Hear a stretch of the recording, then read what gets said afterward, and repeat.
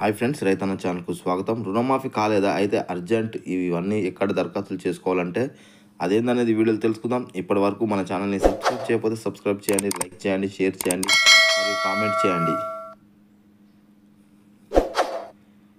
3 విడతల్లో రుణమాఫీ ప్రక్రియ కొనసాగుతున్న వేళ ఆర్షికల్లో ఆనందం వెలుకొట్టే వివిధ సాంకేతిక సమస్యలు, ఇతర కారణాలకు మాఫీ కాని అన్నదాతలో తీవ్ర ఆందోళన నెలకొంది. ప్రభుత్వం రుణాలు మాఫీ చేస్తుందని కొంత భయపడ్డారు. కొన్ని అర్హత ఉన్నా తమకు మాఫీ కాలేదంటూ రైతులు ప్రభుత్వ కార్యాలయాలు, కలెక్టరేట్లు చుట్టూ ప్రదక్షిణలు చేస్తున్నారు. తమ సమస్య పరిష్కరించుకోవాలంటూ అధికారుల యంత్రాంగానికి మొరపెట్టుకుంటున్నారు. ఈ మేరకు ఉమ్మడి ఖమ్మం జిల్లాలోని మండలాల వారీగా ఏర్పాటు చేసిన ప్రత్యేక రుణమాఫీ ప్రజావాణి బాధిత రైతులకు బారులు తీరుతున్నారు.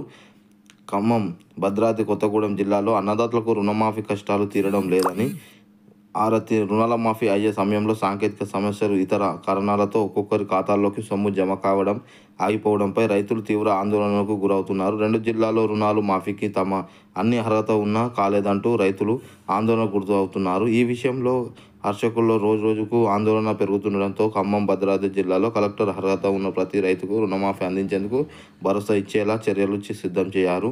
మండలాల వారీగా ప్రత్యేక డ్రైవ్లు. ఈ మేరకు ఉభయ జిల్లాల్లో మండలాల వారీగా ప్రత్యేక డ్రైవ్లు నిర్వహిస్తున్న రైతు వేదిక మండలాల వ్యవసాయ శాఖ అధికారులు కార్యాలయంలో అర్జీలు స్వీకరిస్తున్నారు. ఈ ప్రక్రియలో నిర్వహణ కోసం ప్రత్యేక అధికారుల్ని నియమించారు. రైతుల సమస్యలోనే ఆన్లైన్లో ఆధార్గా పరిశీలిస్తున్న వ్యవసాయ శాఖ అధికారులు, సిబ్బంది రుణమాఫీ కాకపోవడానికి గల కారణాలను రైతులు వివరిస్తున్నారు. వారి వివరాలు ప్రత్యేకంగా నమోదు చేస్తున్నారు. నేను ఈ 28,000 వ్యవసాయ రుణం తీసుకున్నాను, ఇక్కడ వస్తే మాఫీ అయిందని మొదట చెప్పారు. ఆ తర్వాత కాలేదన్నారు. ఈఓ దగ్గరికి వెళ్ళాలని చెప్పారు. ఇక్కడ వస్తే రుణమాఫీ కాలేదన్నారు. అక్కడికి వెళ్తే ఇక్కడికి వెళ్ళు అని చెప్పడం తప్ప పని మాత్రం కావడం లేదంటూ ఓ రైతు వాపోయారు. ప్రత్యేక డ్రైవ్ తనిఖీలు నిర్వహణగా ఇచ్చిన ఫిర్యాదు దరఖాస్తును యంత్రాంగం వెంటనే వ్యవసాయ శాఖ పోస్టల్లో ఆన్లైన్ చేయనున్నారు.